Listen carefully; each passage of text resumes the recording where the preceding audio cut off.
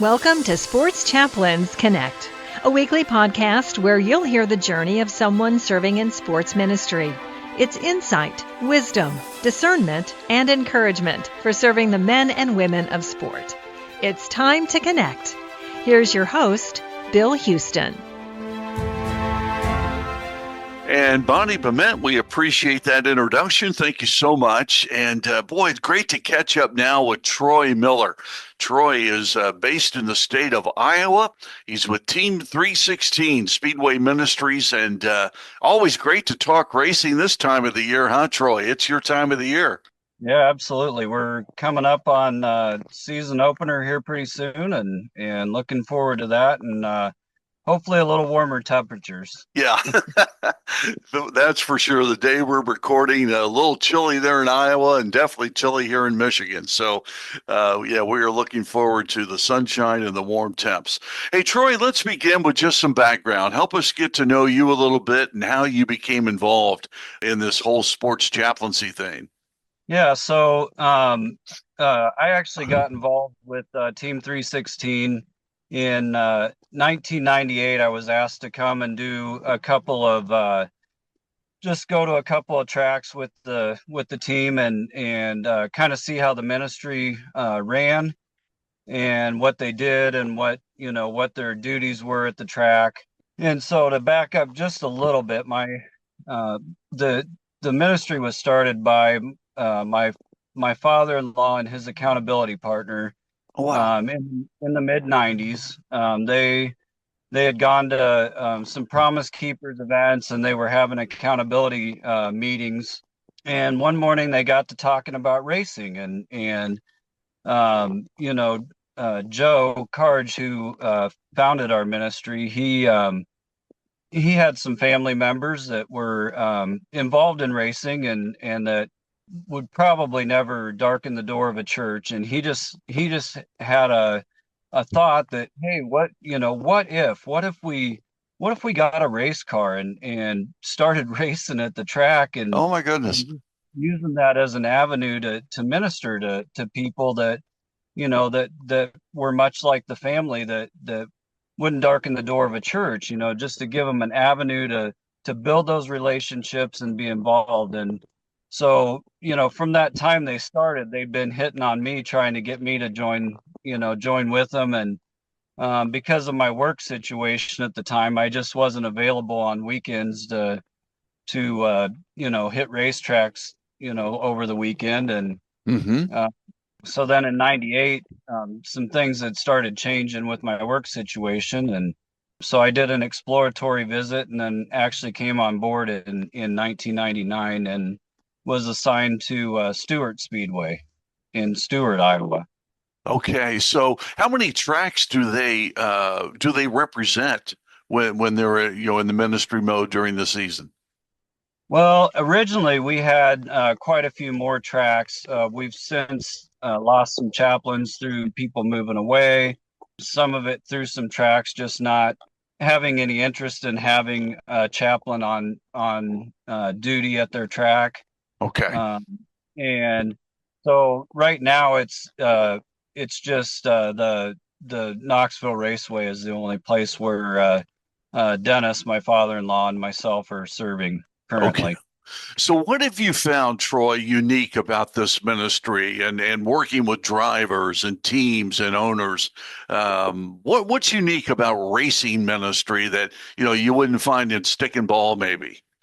The unique thing with racing ministry is that with racing in general is that you find a lot of families involved. I'm having the opportunity, because I've been around long enough, I have the opportunity to minister to some second and third generation racers that, some of them that I ministered to their grandfather and then to their father and now to them as they're coming up into the racing.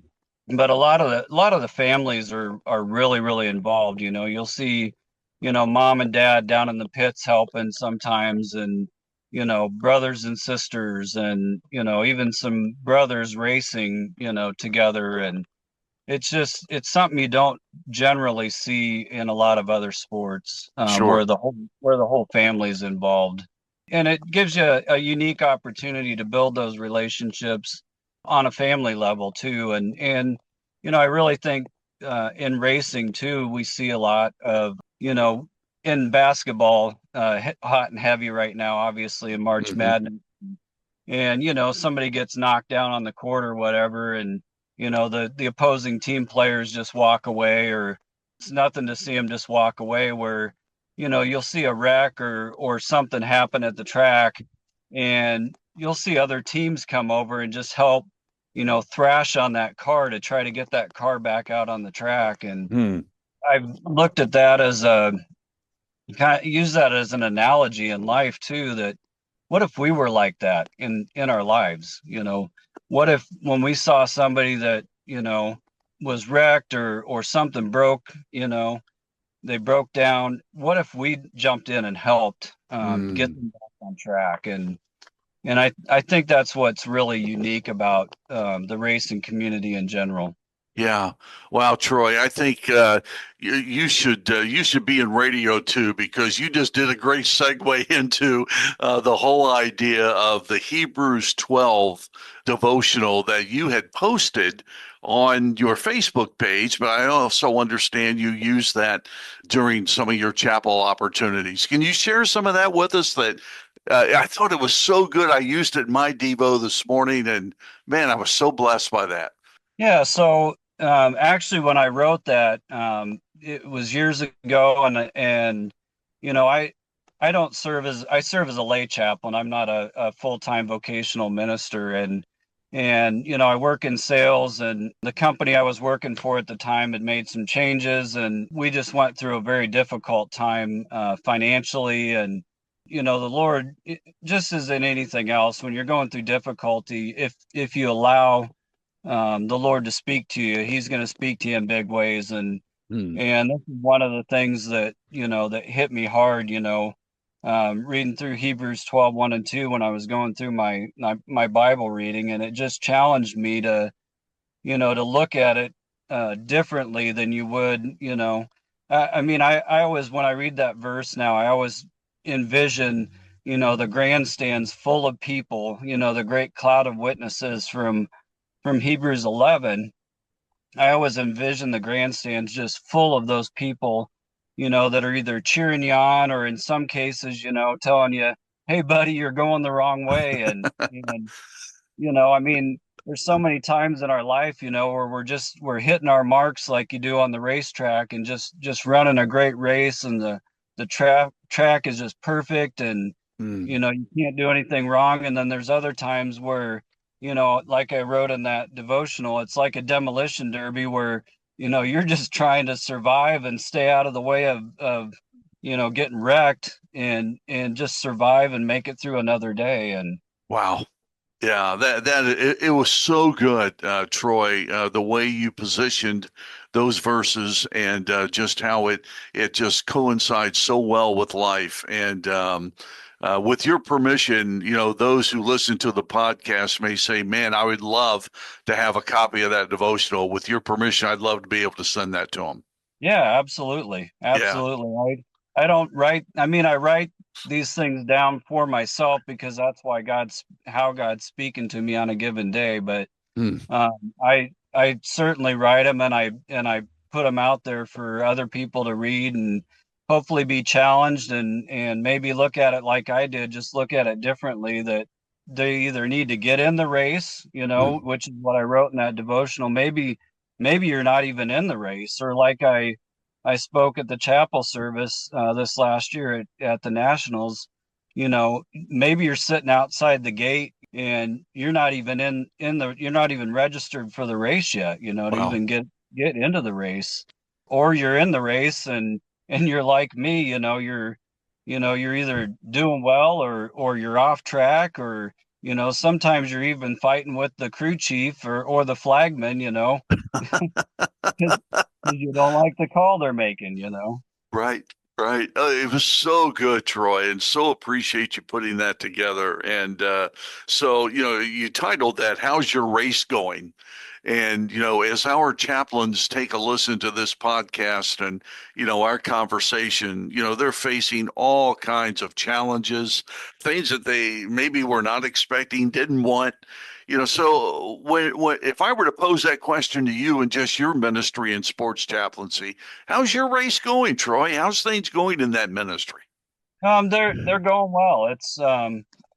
Like a lot of sports chaplaincy, it's really all about building the relationships, Hmm. Hmm. and being available. I mean, I've taken phone calls from drivers that one time called me because he had some concerns about a sponsorship opportunity, and the world of motorsports is just very, very driven by money.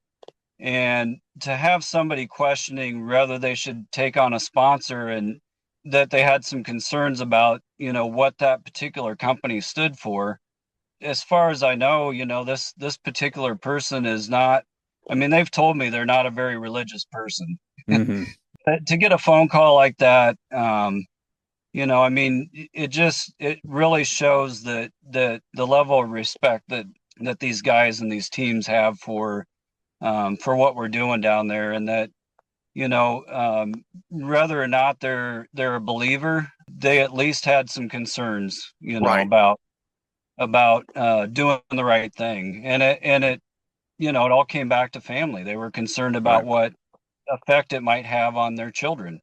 Wow, wow. And that was all because of that relationship building Yep. that you had been working on. That is so great, man. It's so good to hear that.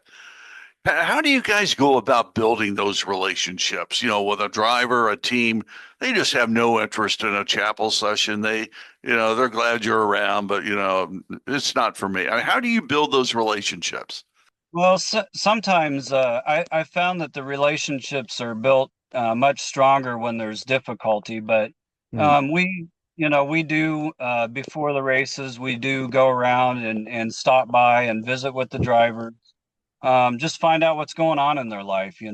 And sometimes with the teams, if the drivers are busy, we just have very, very short windows of opportunity. But we've found that, when there is difficulty, I mean, I've had drivers, just tell me, hey, this is what I'm going through, or, a lot of them, like I say, will tell me, hey, I'm not a very religious person, but, could you pray with me? This, I've got a family member going through this, Wow. or my kids are sick. Or I had one driver call me one time, hey, we just had our babies. Could you stop up by the hospital and pray a blessing over our children? And there's just a lot of neat opportunities once those relationships are built, and once that trust is built, Hmm. uh, where they feel like they can come to you and discuss things that are going on in their life. And sometimes we've had people reach out to tell us about exciting things too. So Yeah.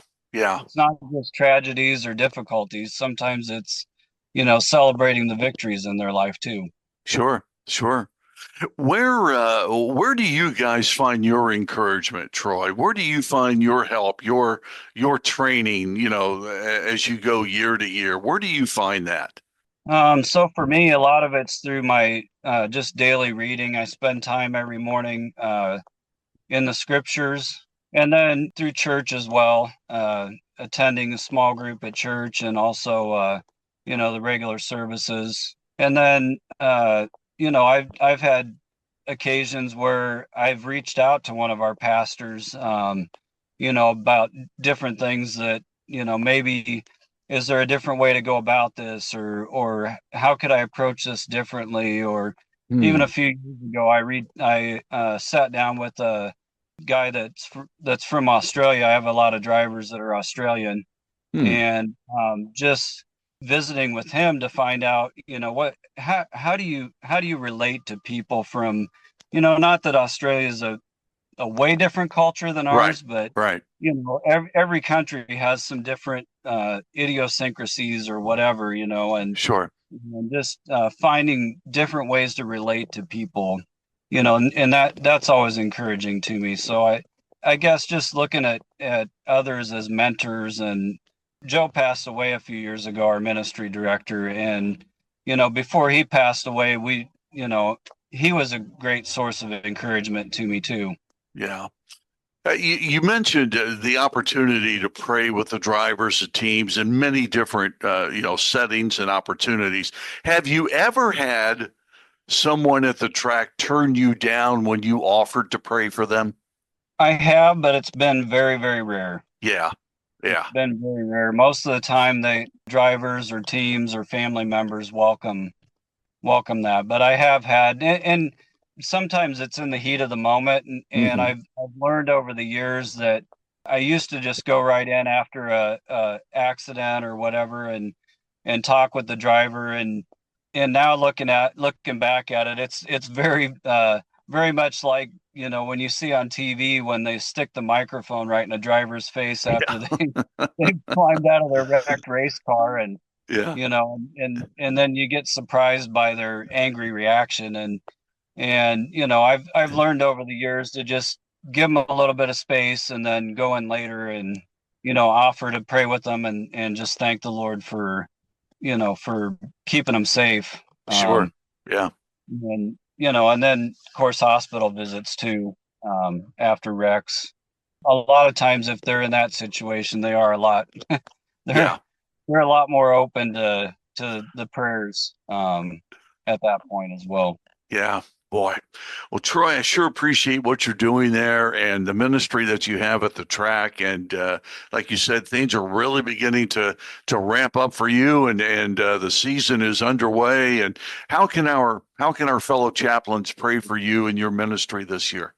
I think the biggest thing is just continue to pray that we'll have opportunities to speak with drivers and to just share the love of Christ. Like I said, on a normal weekly show that we're working down there, there's just very small windows of opportunity, but we do see doors open up every now and again to have other chances to minister, and just to pray that we would be our eyes would be open to see those opportunities when they do present themselves. Absolutely. Well, Troy, thank you for your time. And I know your schedule's busy. You got a lot going on between family, work, and ministry. But we're so thankful that you're there. And we'll be praying for Team 316 this year as you guys continue doing what you do at the track. Thanks for all you do. You bet. Thanks for having me on. Thanks for listening to Sports Chaplains Connect. Be sure and invite a colleague to listen in, and by all means, let's connect. Give us your thoughts on the podcast. Drop us an email at sportschaplainsconnect@gmail.com. That's sportschaplainsconnect@gmail.com. We'll see you next week when Sports Chaplains Connect.